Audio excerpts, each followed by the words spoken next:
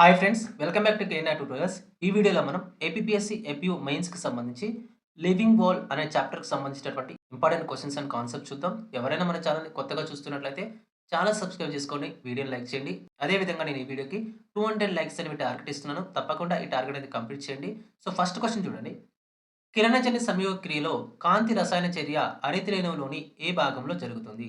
In which part of the chloroplast does the light reaction of photosynthesis takes place? అంటే మనకి గ్రాన లేదా తైల కార్యాలో జరుగుతుంది. ఓకేనా? కిరణజన్య సంయోగ క్రియలో కాంతి రసాయన చర్య అనేది హరితరేణువులో ఉన్నటువంటి గ్రాన లేదా తైల కార్యాలలో జరుగుతుంది. ఆప్షన్ బి అనేది మనకి కరెక్ట్ ఆన్సర్ అవుతుంది. ఇక్కడ ఏం జరుగుతుందంటే లైట్ ఎనర్జీ అనేది మనకి కెమికల్ ఎనర్జీగా మారుతుంది. ఇక్కడ జ్ఞాన లేదా తైలకాయిడ్లలో. సో, ఇక్కడ కెమికల్ ఎనర్జీ అంటే ఏం చెప్తాం? ఏటీపీ గానివ్వండి, లేకపోతే ఎన్ఏడిపిహెచ్ గానివ్వండి. ఎన్ఏడిపిహెచ్‌ని కానివ్వండి మనం కెమికల్ ఎనర్జీగా చెప్తాం. సో, ఆప్షన్ బి అనేది కరెక్ట్ ఆన్సర్ అవుతుంది. నెక్స్ట్ క్వెషన్ చూడండి. కింది వాటిలో ఏది సంపూర్ణ పరాన్నజీవి మొక్కకు ఉదాహరణ? Which of the following is an example of A complete parasitic plant? అంటే మనకి కస్కుట లేదా బంగారు తీగ అనేటటువంటి మొక్క మనకి సంపూర్ణ పరాన్నజీవిగా చెప్తాం, లేదా కంప్లీట్ పారాసైటిక్ ప్లాంట్‌గా చెప్తాం. ఓకేనా? సో, కంప్లీట్ పారాసైటిక్ ప్లాంట్‌కి ఉదాహరణ ఏంటంటే కస్కుట లేదా బంగారు తీగ అనేటువంటి మొక్క. సో, ఇక్కడ ఏమవుతుందంటే కస్కుటాలో పత్రహరితం అనేది ఉండదు. కస్కుటాలో పత్రహరితం అనేది లేకపోవడం వల్ల తన ఆహారాన్ని తాను తయారు చేసుకోలేదు. కాబట్టి ఆహారం కోసం, అదే విధంగా నీటి కోసం ఇతర మొక్కలపైన ఆధారపడి జీవిస్తుంది. సో, అందుకే దీన్ని పరాన్నజీవి అంటాం. పూర్తిగా నీటి కోసం, అదే విధంగా ఆహారం కోసం ఇతర మొక్కలపైన ఆధారపడుతుంది కాబట్టి దీన్నే సంపూర్ణ పరాన్నజీవి లేదా కంప్లీట్ పారాసైటిక్ ప్లాంట్ అంటాం. ఆప్షన్ బి అనేది కరెక్ట్ ఆన్సర్ అవుతుంది. నెక్స్ట్ క్వెషన్ చూడండి. మానవ జీర్ణ వ్యవస్థలో ఆహారం పూర్తిగా జీర్ణమయ్యే భాగం ఏది? In which part of the human digestive system is food completely digested? అంటే మనకి చిన్న ప్రేగులో. ఓకేనా? ఆహారం అనేది చిన్న పేగులో పూర్తిగా జీర్ణమవుతుంది. జీర్ణాశయంలో పాక్షికంగా జీర్ణమవుతుంది. నెక్స్ట్ చిన్న పేగులో పూర్తిగా జీర్ణమవుతుంది. సో, ఏమవుతుందంటే మనకిక్కడ కార్బోహైడ్రేట్‌లు గానివ్వండి, ప్రోటీన్‌లు గానివ్వండి, కొవ్వులు మనకి పూర్తిగా ఇక్కడ చిన్న పేగులో జీర్ణమై దానిలో ఉన్నటువంటి ఆంత్ర సూచికల ద్వారా విల్లే అనేటటువంటి చిన్న ఆంత్ర సూచికల ద్వారా మనకి రక్తంలోకి శోషించబడతాయి. సో, దాని ద్వారా మనకి కణాలలోకి ఇవి సరఫరా చేయబడతాయి. సో, ఆప్షన్ సి అనేది మనకి కరెక్ట్ ఆన్సర్ అవుతుంది. నెక్స్ట్ క్వెషన్ చూడండి. అమీబాలో ఆహార సేకరణ ఏ పద్ధతి ద్వారా జరుగుతుంది? By which method is food captured in amoeba? అంటే మనకి పాగోసైటోసిస్ అనే పద్ధతి ద్వారా అమీబాలో ఆహార సేకరణ అనేది జరుగుతుంది. సో, అంటే ఏంటంటే అమీబా అనేది ఆహారాన్ని అమాంతంగా మింగేస్తుంది. ఎలాంటి నమలడం అనేది చేయకుండా సో, పూర్తిగా ఆహారాన్ని మింగేస్తుంది. దీన్నే మనం పాగోసైటోసిస్ అంటాం. ఓకేనా?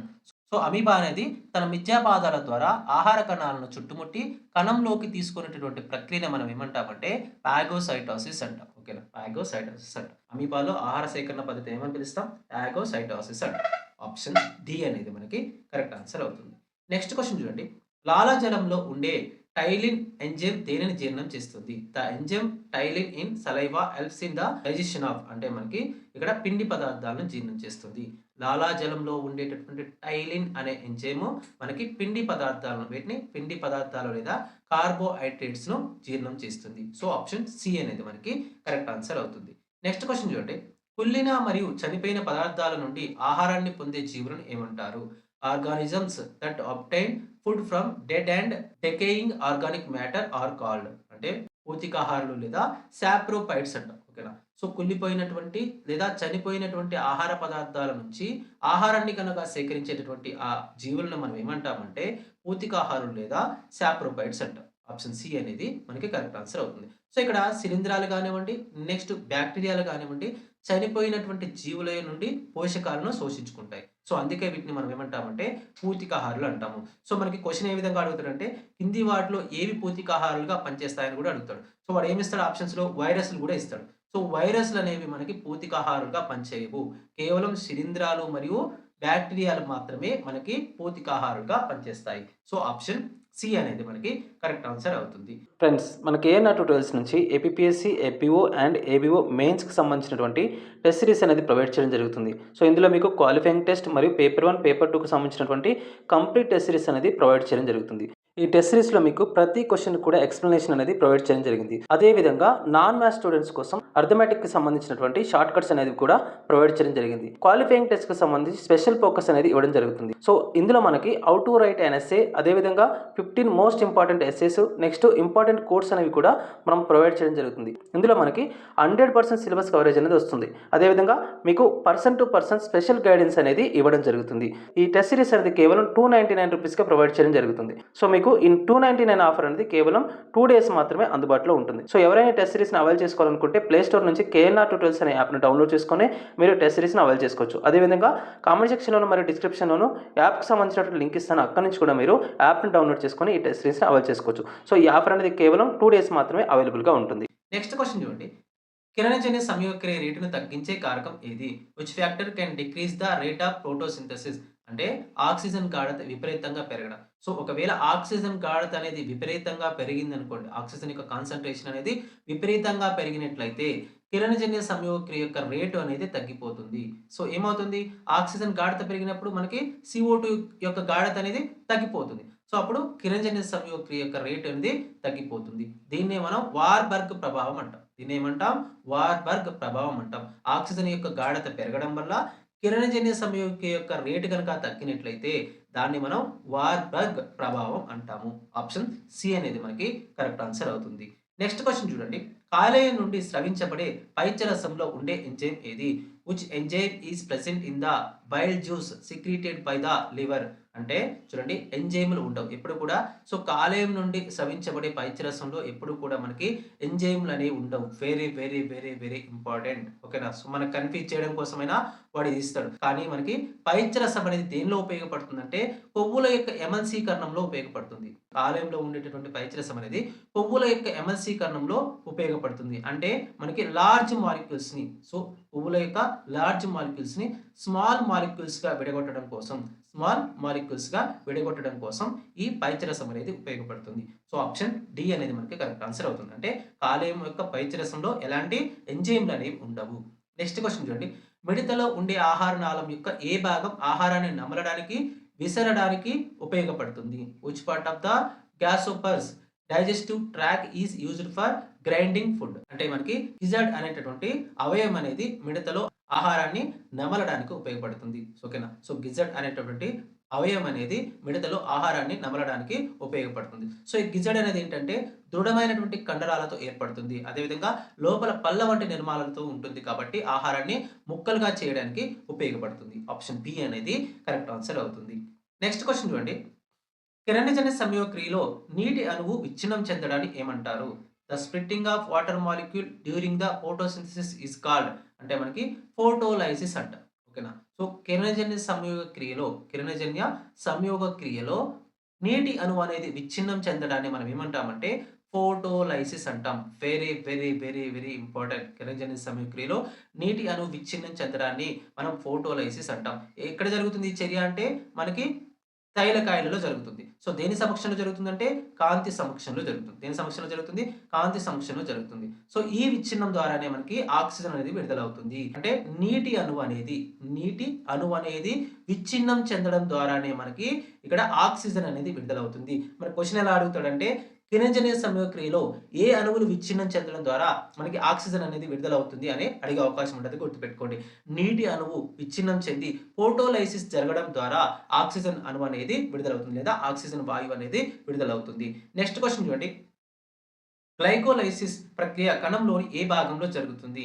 In which part of the cell does the process of glycolysis acquire? అంటే మనకి కణద్రవ్యం లేదా సైటోప్లాజంలో గ్లైకోలైసిస్ అనేటటువంటి ప్రక్రియ అనేది జరుగుతుంది. సో, ఈ గ్లైకోలైసిస్ అనేది మనకేంటంటే శ్వాసక్రియలో మొదటి దశగా చెప్తాం. గ్లైకోలైసిస్‌ని మనం శ్వాసక్రియలో మొదటి దశగా చెప్తాము. సో, ఈ గ్లైకోలైసిస్ అనేది మనకి ఆక్సిజన్ ఉన్నా లేకపోయినా కణద్రవ్యంలోనే జరుగుతుంది. ఆక్సిజన్ ఉన్నా లేకపోయినా కణద్రవ్యంలో జరుగుతుంది. సో, మన క్వెషన్ ఎలా అడుగుతాడంటే హిందీ వాటిలో ఏ ప్రక్రియ ఆక్సిజన్ ఉన్నా లేకపోయినా జరుగుతుంది అని అంటాడు. సో, అంటే గ్లైకోలైసిస్ ప్రక్రియ. సో, ఆప్షన్ సి అనేది మనకి కరెక్ట్ ఆన్సర్ అవుతుంది. నెక్స్ట్ క్వెషన్ చూడండి. చేపలు నీటిలో కరిగిన ఆక్సిజన్‌ను వేటి ద్వారా గ్రహిస్తాయి? Fishes absorb dissolved oxygen from water through. అంటే మొప్పల ద్వారా లేదా గిల్స్ ద్వారా చేపలు నీటిలో కరిగి ఉన్నటువంటి ఆక్సిజన్‌ను గ్రహిస్తాయి. సో, మొప్పల యొక్క అంటే చేపల యొక్క మొప్పలలో రక్తకేశ నాళికలు ఉంటాయి. ఈ రక్తకేశ నాళికలు ఏం చేస్తాయంటే మనకి ఎప్పుడైతే ఈ నీరు అనేది మొప్పల గుండా ప్రయాణం చేస్తుందో ఈ రక్తకేశ నాళికలు ఆక్సిజన్ గ్రహించి దాని యొక్క బ్లడ్‌లో కలిపేస్తాయి. సో, ఆప్షన్ బి అనేది మనకి కరెక్ట్ ఆన్సర్ అవుతుంది. నెక్స్ట్ క్వెషన్ చూడండి. అవాయు శ్వాసక్రియలో ఈస్ట్ ద్వారా వెలువడే ఉత్పత్తులు ఏవి? What are the products of anaerobic respiration in the yeast? అంటే మనకి ఇథనాల్, కార్బన్ డయాక్సైడ్, శక్తి అనేవి అవాయు శ్వాసక్రియలో ఈస్ట్ యొక్క అవాయు శ్వాసక్రియలో ఏర్పడేటటువంటి ఉత్పత్తులుగా చెప్పవచ్చు. ఆప్షన్ బి అనేది మనకి కరెక్ట్ ఆన్సర్ అవుతుంది. ఓకేనా? సో, ఎప్పుడైతే ఈస్ట్ అనేది అవాయు శ్వాసక్రియ లేదా ఎన్ఐరోబిక్ రెస్పిరేషన్ జరుగుతుందో అప్పుడు మనకి ఇథనాల్, ఈటీఓహెచ్, ఇథైల్ ఆల్కహాల్ కానివ్వండి, నెక్స్ట్ కార్బన్ డయాక్సైడ్ కానివ్వండి, నెక్స్ట్ ఎనర్జీ అనేది రిలీజ్ అవుతుంది. Very very important. ఓకేనా? సో, ఆప్షన్ బి అనేది మనకి కరెక్ట్ ఆన్సర్ అవుతుంది. నెక్స్ట్ క్వెషన్ చూడండి. వానపాములో శ్వాసక్రియ ఏ విధంగా జరుగుతుంది? How does respiration occur in the earthworm? అంటే తేమగా ఉన్నటువంటి చర్మం ద్వారా జరుగుతుంది. ఓకేనా? సో, వానపాములో శ్వాసక్రియ అనేది తేమగా ఉన్నటువంటి చర్మం ద్వారా జరుగుతుంది. సో, ఓకేనా? సో, ఈ వానపాములో చర్మం అనేది ఎప్పుడు కూడా తేమగా ఉండి వాయువుల మార్పిడికి ఉపయోగపడుతుంది. ఆప్షన్ సి అనేది మనకి కరెక్ట్ ఆన్సర్ అవుతుంది. నెక్స్ట్ క్వెషన్ చూడండి. కండరాలలో ఆక్సిజన్ తక్కువగా ఉన్నప్పుడు గ్లూకోజ్ దేనిగా మారుతుంది? When oxygen is limited in muscles glucose is converted into అంటే లాక్టిక్ ఆమ్లంగా మారుతుంది. ఎప్పుడైతే కండరాలలో ఆక్సిజన్ అనేది తక్కువగా ఉంటుందో అప్పుడు గ్లూకోజ్ అనేది ఎలా మారుతుంది అంటే లాక్టిక్ యాసిడ్‌గా మారుతుంది. ఎలా మారుతుంది? లాక్టిక్ యాసిడ్‌గా మారుతుంది. సో, ఈ లాక్టిక్ యాసిడ్‌గా మారడం వల్లనే అంటే కండరాల్లో ఈ లాక్టిక్ యాసిడ్ అనేది పేరుకుపోవడం వల్లనే మనకి కండరాల యొక్క నొప్పి అనేది కలుగుతుంది. సో, ఆప్షన్ సి అనేది మనకి కరెక్ట్ ఆన్సర్ అవుతుంది. ఫర్ ఎగ్జాంపుల్ మీరు ఏదైనా వ్యాయామం చేసినప్పుడు, ఆ వ్యాయామం చేస్తున్నప్పుడు మనకేమవుతుందంటే ఆక్సిజన్ అనేది సరిగా అందనప్పుడు గ్లూకోజ్ అనేది లాక్టిక్ ఆమ్లాన్ని ప్రొడ్యూస్ చేస్తుంది. సో, ఆ లాక్టిక్ ఆమ్లం అనేది కండరాల్లో పేరుకుపోవడం వల్ల ఏం జరుగుతుందంటే కండరాలకు నొప్పి అనేది కలుగుతుంది. సో, ఆప్షన్ సి అనేది మనకి కరెక్ట్ ఆన్సర్ అవుతుంది. నెక్స్ట్ క్వెషన్ చూడండి. శ్వాసనాళం లోపలికి ఆహార పదార్థాలు వెళ్లకుండా అడ్డుకునే నిర్మాణం ఏది? Which structure prevents food from entering the trachea? అంటే మనకి ఉపజీవిక లేదా కొండ నాలుక అంటారు. ఓకేనా? సో, ఉపజీవిక లేదా కొండ నాలుక అనేది మనకి ఏం చేస్తుందంటే శ్వాసనాళం లోపలికి ఆహార పదార్థాలు వెళ్లకుండా అడ్డుకునేటటువంటి నిర్మాణంగా పనిచేస్తుంది. ఎపిగ్లోటిస్ అంటాం. ఎపిగ్లోటిస్ అనేది శ్వాసనాళం లోపలికి ఆహార పదార్థాలు అనేవి వెళ్లకుండా కాపాడుతుంది. ఆప్షన్ బి అనేది మనకి కరెక్ట్ ఆన్సర్ అవుతుంది. నెక్స్ట్ క్వెషన్ చూడండి. మానవ ఊపిరితిత్తులలో వాయు మార్పిడి జరిగే ప్రధాన కేంద్రాలు ఏవి? What are the primary sites of gas exchange in human lungs? అంటే మనకి మానవ ఊపిరితిత్తుల్లో ఉన్నటువంటి వాయు గోనులలో వాయు మార్పిడి అనేది జరుగుతుంది. ఆప్షన్ సి అనేది మనకి కరెక్ట్ ఆన్సర్ అవుతుంది. నెక్స్ట్ క్వెషన్ చూడండి. మిడత వంటి కీటకాలలో గాలి లోపలికి వెళ్ళడానికి ఉండే రంధ్రాలను ఏమంటారు? In insects like grasshopper what are the openings for air intake called? అంటే మనకి శ్వాస రంధ్రాలు అంటాం. శ్వాస రంధ్రాలు లేదా స్పైరాకిల్స్ అంటాం. ఓకేనా? సో, మిడత వంటి కీటకాల్లో గాలి లోపలికి వెళ్ళడానికి ఉండేటటువంటి రంధ్రాలనే మనం శ్వాస రంధ్రాలు లేదా స్పైరాకిల్స్ అంటాం. ఆప్షన్ బి అనేది మనకి కరెక్ట్ ఆన్సర్ అవుతుంది. నెక్స్ట్ క్వెషన్ చూడండి. ఉచ్ఛ్వాస సమయంలో విభాజక పటలం స్థితి ఎలా ఉంటుంది? What happens to the diaphragm during inspiration? అంటే మనకి అది సంకోచించి చదునుగా మారుతుంది. ఓకేనా? సో, ఉచ్ఛ్వాస సమయంలో ఇక్కడ విభాజక పటలం అనేది లేదా డయాఫ్రామ్ అనేది సంకోచించి చదునుగా మారుతుంది. Contracts and flattens. Option B అనేది మనకి కరెక్ట్ ఆన్సర్ అవుతుంది. నెక్స్ట్ క్వెషన్ చూడండి.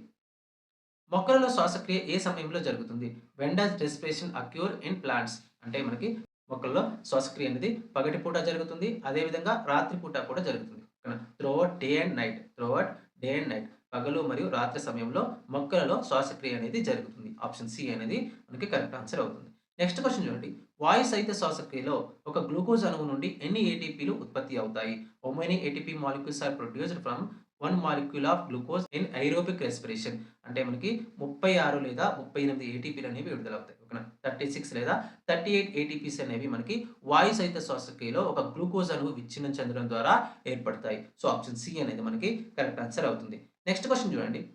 మొండి కాండం కలిగిన మొక్కలలో వాయు మార్పిడి దేని ద్వారా జరుగుతుంది? In woody stems gases exchange acquire through అంటే మనకి లెంటిసెల్స్.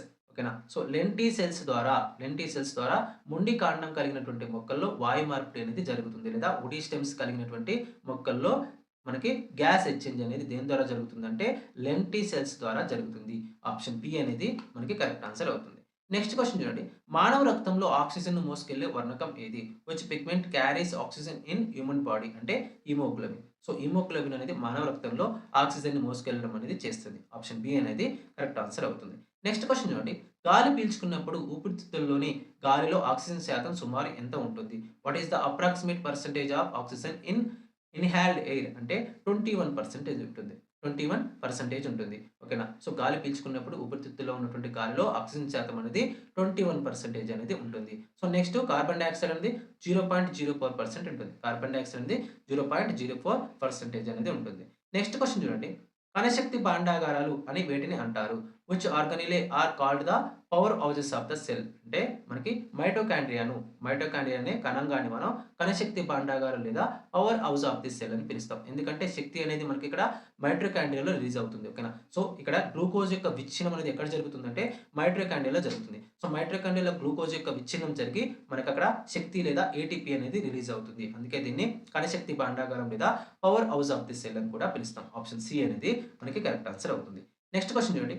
పైరువిక్ ఆమ్లంలో ఎన్ని కార్బన్ పరమాణువులు ఉంటాయి? How many carbon atoms are present in pyruvic acid అంటే మొత్తం 3 కార్బన్ పరమాణువులు ఉంటాయి. సో ఓకేనా? సో 6 కార్బన్ పరమాణువులు కలిగినటువంటి గ్లూకోజ్ అనేది విచ్ఛిన్నం చెంది 3 కార్బన్ పరమాణువులు కలిగినటువంటి పైరువిక్ యాసిడ్‌గా ఏర్పడుతుంది. ఓకేనా? సో 6 కార్బన్ పరమాణువులు కలిగినటువంటి గ్లూకోజ్ అనేది విచ్ఛిన్నం చెంది 3 కార్బన్ పరమాణువులు కలిగినటువంటి పైరువిక్ యాసిడ్‌గా ఏర్పడుతుంది. CH3 C double bond O COOH ఓకేనా? సో ఇది మనకి పైరువిక్ ఆమ్లం. ఓకేనా? సో ఇది మనకి 3 కార్బన్‌ని కలిగి ఉంటుంది. 6 కార్బన్‌లు కలిగినటువంటి గ్లూకోజ్ అనేది మైటోకాండ్రియాలో విచ్ఛిన్నం చెంది శక్తిని రిలీజ్ చేసి అది పైరువిక్ యాసిడ్‌గా ఏర్పడుతుంది. సో ఆప్షన్ డి అనేది మనకి కరెక్ట్ ఆన్సర్ అవుతుంది.